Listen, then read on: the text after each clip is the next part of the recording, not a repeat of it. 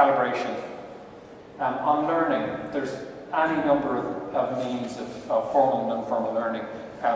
You don't survive in or outside this business, but particularly inside this business, unless you have a passion for being a bit smarter at the end of the week than you were at the beginning. It's changing too fast for you to sit still. If you don't like rate of change to be fairly high, if you do not get a kick from new stuff, you're better getting out of this business and go and find something with a more passive pace. If you get a kick from learning something every week, then this is the right business for you to be in. But go continue university education. That's formal and non-formal. If you go to, for anyone who hasn't been to MIT.edu, do it when you get out of here. The amount of freely available, high caliber lecture material and lecture notes that are available on Stanford sites, MIT sites, on the Open University sites in the UK is huge on pretty much any subject you want to go after. So use those, as well as the formal routes, of course, like connecting back in through Trinity. Use the informal routes externally. On networking, this is a great example of a networking event. It's great to see this stuff happening. That's why we're turning up here. We've all been in this place, we've all left this college, and we all want to be a part of the network. But if you're not adding one person to your network every day, then you're miscalibrated. You need to be expanding your network. There are many ways of doing it. And the LinkedIn happens to be a convenient way. The alumni networks like today, and every conversation you're having is an opportunity to get to know somebody and to understand whether they've got some connections, direction, or advice for you. Please use that network. From a searches perspective, of course you have to keep an eye open for what jobs and roles are out there. I think that IBEC has a site, GradLink. If you just Google GradLink, IBEC GradLink, you'll get directly to that site that's particularly good. It has stuff on there like internships and as well as jobs in high tech in particular. The careers portal I mentioned. Target companies.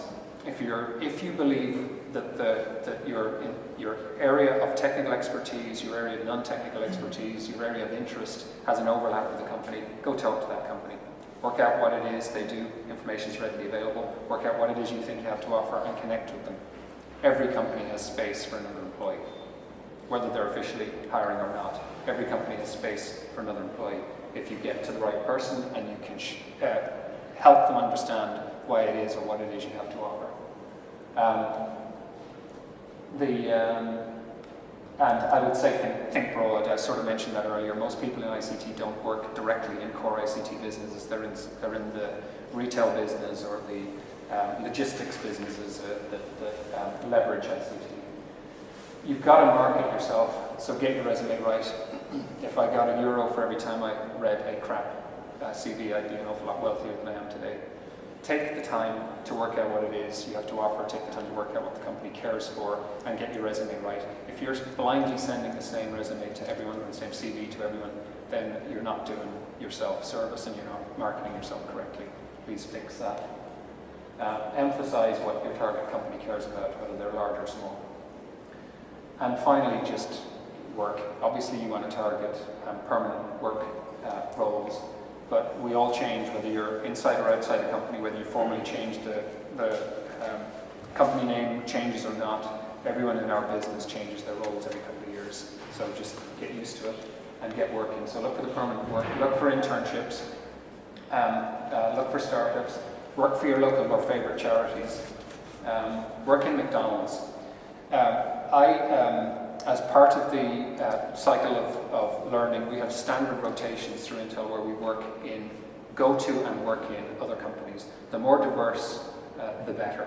So I have been in McDonald's as an Intel employee, I've been in Boeing as an Intel employee, I've been in Toyota as an Intel employee, I've been in I've been in surgical theatres as an Intel employee. The amount of learning you get from these companies is only limited by your willingness to find the learnings that are there. I'm going to say that again because it's fundamentally important. The learnings you can get from any activity or any role out there is only limited by your lens or your willingness to look for it. I learned more about supply chain and customer orientation by watching how McDonald's do business than I did sitting in Intel for the previous 10 years. Do not turn your nose up at any roles. Nothing is inappropriate or too low or an opportunity to not learn. Everything is an opportunity to learn. Keep your eyes open. Do it at home, of course, but you need to be prepared to go abroad, and you should be looking abroad. We have a long history in this country, like it or not, for shipping folk out of the country and back into it. It's not a bad thing. It's a good thing. If you're mobile, leverage it. And of course, be open to doing your own startup. And I'll leave you with this.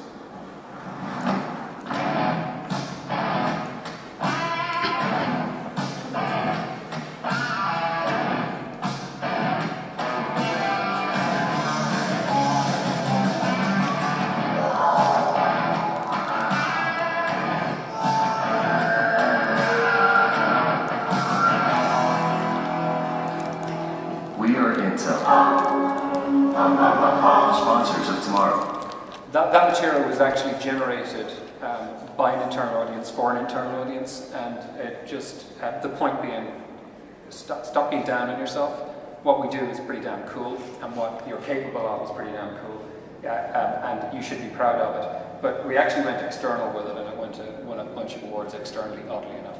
So we're all rock stars in our own way, and the most important thing when you're in a dip or when times are hard is to know it and to get back to doing something for yourself to resolve it, which is get yourself calibrated, keep learning, get your networks moving, keep the searches going for what roles are available out there, market yourself properly, and do some work.